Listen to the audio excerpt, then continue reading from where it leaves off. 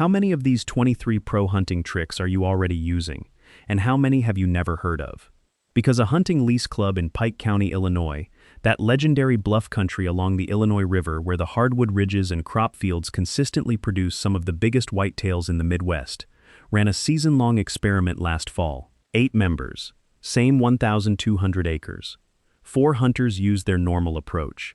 4 hunters stacked as many of these 23 techniques as they could across the season. By the end of November, the 4 who added the tricks had logged 62% more buck sightings inside 40 yards, roughly the distance from home plate to second base, and filled 3 of their 4 tags.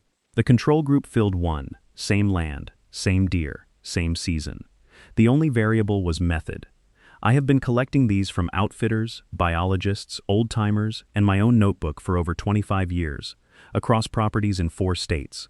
Some of them you probably already do. A few will sound too simple to matter, but stacked together, they change how deer interact with the area around your stand in ways that a single technique never can. If you are already using any of these, I want to hear which ones work on your ground. Stay until the end because number 23 is a timing trick tied to moon position that an outfitter in southeast Minnesota has been tracking for 11 seasons, and his data shows it nearly triples midday buck movement on the days it lines up. Number 1.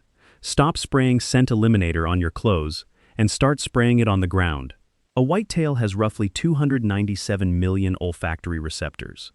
You are not eliminating your scent from your clothing, but you can disrupt the scent trail you leave on the ground. Spray your boot soles, the bottom 6 inches of your pants, and every 3rd step of your entry trail. Ground-applied spray buys you 6 to 8 hours of disruption. Airborne spray evaporates in minutes. A bottle of Wildlife Research Center scent killer at $10 lasts twice as long when you apply it to the ground instead of misting your jacket. Number 2. Hang your scent wick at 4 feet, not 6 feet. A scent wick is a felt strip that absorbs liquid attractant and slowly releases it. Most guys hang wicks at eye level because it is comfortable. A deer's nose operates at 18 to 24 inches off the ground when walking, roughly knee height on you. A wick at 6 feet puts the scent above the deer's primary detection zone in calm conditions. 4 feet, roughly chest height on a whitetail, puts it right in the thermal layer the deer is walking through. Number 3. Use 2 different scents on the same setup. Hang a curiosity scent like anise extract or vanilla 20 yards upwind of your stand, about the length of a bowling lane. Put an attractant like Tink's 69 Doe and Rut at $14 on a wick 10 yards directly downwind of your position. The curiosity scent pulls the deer off its original path. The attractant holds it in your shooting lane, which is a cleared path through brush that gives you a clean line of sight for a shot while it investigates. 2 scents, 2 jobs. 1 pulls, 1 parks. Number 4.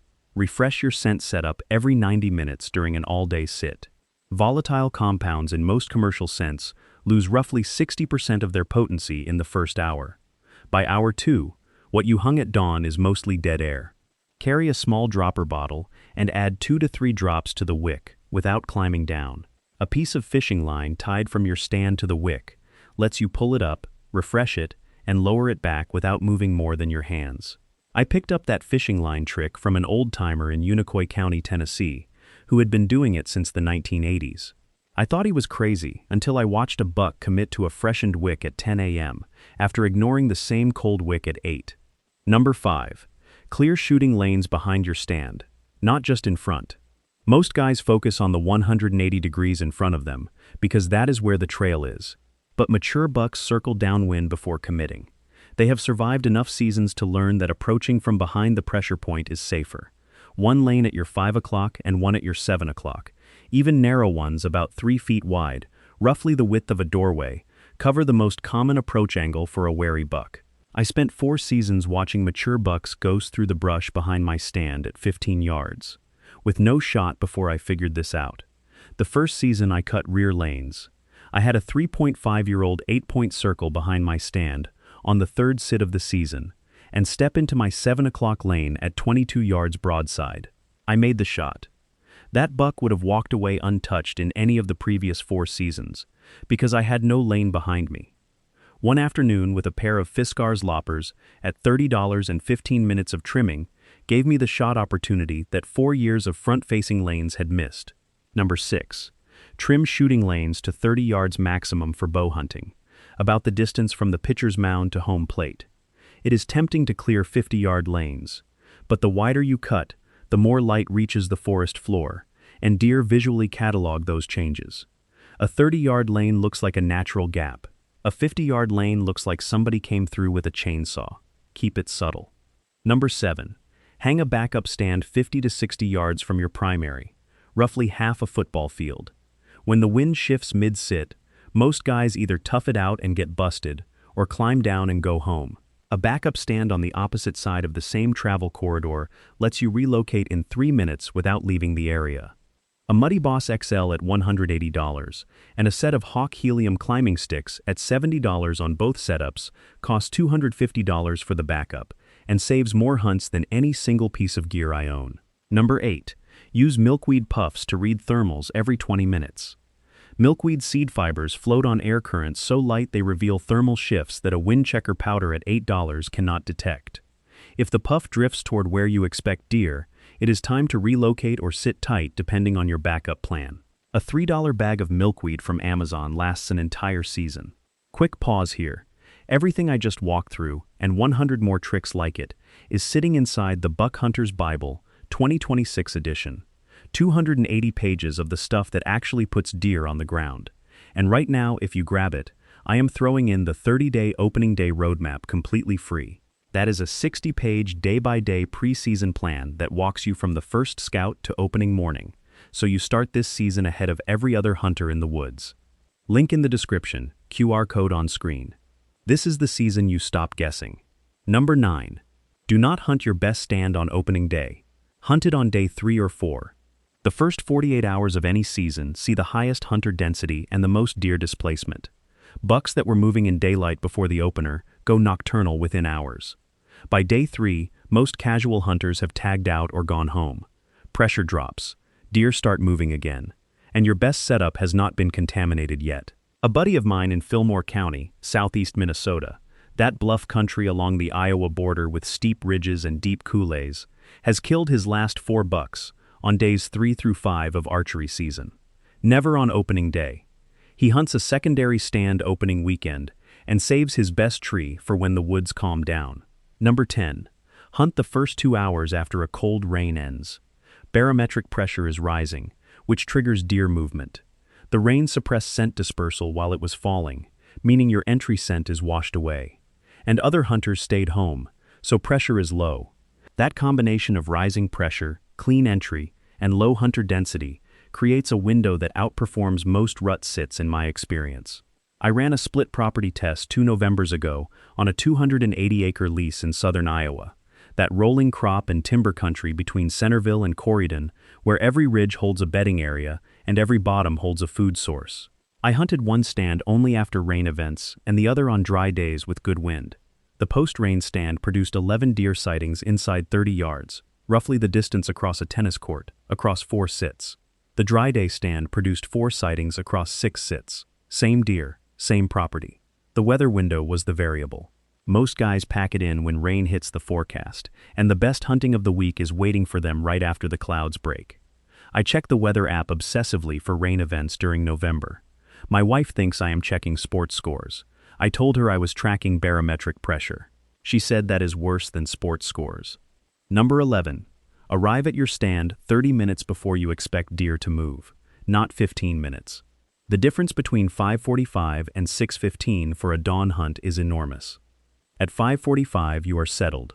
Your scent has dispersed to baseline, and the woods have gone quiet around you. At 6:15 you are still fidgeting, squirrels are barking at you, and any deer within 150 yards, roughly a city block and a half, has cataloged the disruption. Early is invisible. On time is late. Number 12. Build a mock scrape 15 to 20 yards from your stand, with the licking branch offset 10 degrees from your best shooting lane. A mock scrape is a patch of cleared dirt about 2 feet across, roughly the size of a truck tire, that imitates where a buck has pawed the ground. The licking branch, a low-hanging stick about 4 to 5 feet off the ground directly over the scrape, is the primary communication point. Apply scrape scent to the branch, not the ground. The 10-degree offset means the deer working the scrape gives you a quartering away shot angle, which is when the deer is angled slightly away from you, exposing the vitals for the most effective shot placement. Number 13. Face your decoy toward your stand, not away. A decoy facing away looks like a deer leaving, which triggers pursuit past your position. A decoy facing toward you looks like a deer staring something down, which triggers a dominance response. The buck circles to face the decoy head-on, which puts him between you and the decoy at roughly 15 yards, about the distance from a free throw line to the basket. A Montana decoy Miss September at $55, folds flat for easy carry and repositions in 30 seconds. Number 14. When blind calling, do it once and wait 30 full minutes before calling again. Blind calling means using a grunt tube or rattling antlers when you cannot see a deer. Most guys call every 5 to 10 minutes and educate every deer within earshot. A single grunt followed by 30 minutes of silence matches the natural rhythm of a real buck who grunts, moves, and goes quiet. At 30 minutes of silence, a distant buck has had time to close the gap to 60 yards and is curious. At 10 minutes between calls, he is still at 200 yards and has decided you are not worth the walk. Look, I am going to be straight with you. Everything I am walking through in this video is just a small piece of what is inside the Buck Hunter's Bible. 2026 edition. 280 pages. 101 field-tested tricks. And right now you also get the 30-day opening day roadmap free with it. A 60-page day-by-day plan that gets you ready before the season even starts. I do not know how long that bonus stays in the deal, but if you have been watching these videos and thinking this could be my season, that is the move. Link in the description below, QR code on screen. Make this the year. Number 15. Create a scent-free entry corridor using terrain, not sprays. Walk a creek bed, a ditch, an old logging road, or the edge of a cut field. Any feature where the ground is lower than the surrounding land. Cold morning air sinks into low terrain features and carries your scent with it into the drainage, where it pools and dissipates before reaching deer-level brows. I started mapping entry routes on a topo app, looking for terrain that sits 5 to 10 feet below the surrounding ground level, and it changed which stands I hunt on morning sits versus evening sits. Morning thermals push scent downhill into those low corridors. Evening thermals pull scent uphill. Your entry route needs to account for both. Number 16. Hunt inside corners of fields, not outside corners. An outside corner is where the timber juts outward into the field. Everyone hunts those. An inside corner is where the field pushes into the timber, creating a bay of open ground surrounded by tree lines on 2 or 3 sides. Deer moving along the tree line from the north and deer moving along the tree line from the west both pass through the inside corner. I have hunted inside corners for 6 seasons and almost never compete with another hunter for the same spot, because most guys walk right past them heading for the obvious points. I tested this on my southern Iowa lease, where I have 3 field edges connecting to timber. The outside corner on the west end of the biggest field had been my primary evening stand for 2 seasons.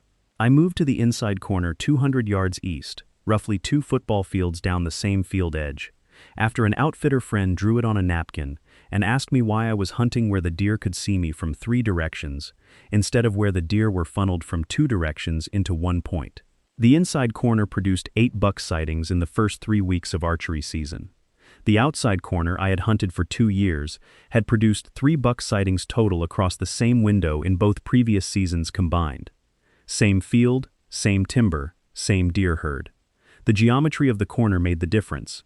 Number 17. Hunt the staging area, not the food plot edge. Mature bucks stage 75 to 150 yards back from open food sources during the last hour of legal light, inside timber, in thick cover, waiting for darkness before committing to the open. The food plot is empty at last light. The staging area, which is the strip of cover where deer pause to assess open areas before committing, is full. I sat on food plot edges for 3 seasons watching does feed, while the bucks I wanted were 100 yards behind me, in timber I could not see. The season I moved my stand into the staging area was the season I started seeing mature bucks in shooting light. The move was only 100 yards, roughly the length of a football field, deeper into the timber from the food plot edge. But those 100 yards were the difference between watching does feed at sunset and watching a 140 class 9-point step into my shooting lane at 5:15 p.m., with 20 minutes of legal light remaining. Same evening. Same food plot, different stand location. The buck never reached the food plot that night. He was still in the staging area when shooting light ended. If I had been on the field edge, I would have gone home thinking the property was empty. Number 18. Hunt midday during peak rut, 10 a.m. to 2 p.m., on terrain funnels. Does have been bedded for hours by 10 a.m. Bucks cruise the downwind edge of bedding areas during this exact window. Research from the National Deer Alliance documented that roughly 30 to 40% of mature buck movement during peak rut occurs between 10 a.m. and 2 p.m. The hunters who leave at 9 a.m. are leaving at the moment the window opens. Number 19. Find the secondary scrape line 100 to 200 yards deeper into timber, roughly 1 to 2 football fields back from the primary scrapes on field edges. The dominant buck checks the primary scrapes by scent from a distance. He works the secondary line in person during daylight because it is away from the pressure zone. Every property has both lines. Most hunters only find the first one. Number 20. Build mock scrapes in July, not October. A mock scrape established in July with the first scent applications during velvet season creates a communication station that deer have been using for 90 days before your first hunting entry. By October, that location carries the scent signatures of every deer on the property. A scrape built in October is a cold introduction. A scrape conditioned since July is an established social hub. Number 21. Apply interdigital gland lure to your boot soles on every entry. Your boots leave a human scent trail from truck to stand. Interdigital gland lure, which is the scent produced by glands between a deer's hooves, converts that trail from a contamination liability into a directional attraction. A buck following the trail expects to find a deer at the end of it. He approaches your stand location with confidence rather than caution. Tink's interdigital gland lure, at $8 per bottle, lasts roughly 15 applications. Number 22. Hunt public land on a Tuesday in November, not a Saturday. Peak rut plus minimum hunting pressure is the formula. The deer pushed by weekend pressure have partially relaxed by Tuesday. The bucks covering miles during peak rut are passing through regardless. I take vacation days for Tuesday and Wednesday of rut week every year. The parking lot that had 12 trucks on Saturday has 2 on Tuesday. The deer know the difference. Research from Penn State's College of Agricultural Sciences documented that deer movement on public land properties drops by roughly 40% during the first 48 hours of any gun or archery season opener, compared to the week prior, and recovers to roughly 80% of preseason levels by midweek. The deer are not disappearing. They are shifting to nocturnal movement on weekends and resuming cautious daylight movement by Tuesday when the parking lots clear out. The midweek rut hunt on public land is the closest thing to private land hunting that a public land hunter will ever experience. Number 23 is the one I promised at the beginning, and it is the timing trick that changed how I plan my sits. An outfitter in Fillmore County, southeast Minnesota, that steep bluff country along the Iowa border, has been tracking what he calls the underfoot window for 11 seasons. The concept comes from solunar theory, which proposes that deer movement peaks when the moon is directly overhead or directly underfoot, meaning on the opposite side of the Earth. You can look up daily solunar tables for free on apps like Solunar Best Hunting and Fishing. What he found across more than 900 logged client sits is that when the moon is in the underfoot position between 9 a.m. and 2 p.m. during the rut, buck sightings during that midday window increase by roughly 2.8 times compared to days when the solunar period falls outside daylight hours. His clients have taken 14 bucks over 150 inches in the last 5 seasons, and 11 of those were killed between 10 a.m. and 1 p.m. on underfoot days. I was skeptical. The science behind solunar theory is debated, and no peer-reviewed study has confirmed causation. But his sample size is large enough, and his results are consistent enough that I started tracking it myself 2 seasons ago. Out of 12 midday buck sightings I have had since, 9 fell on underfoot days. That could be coincidence, but it is enough to make me check the solunar table before I plan a sit.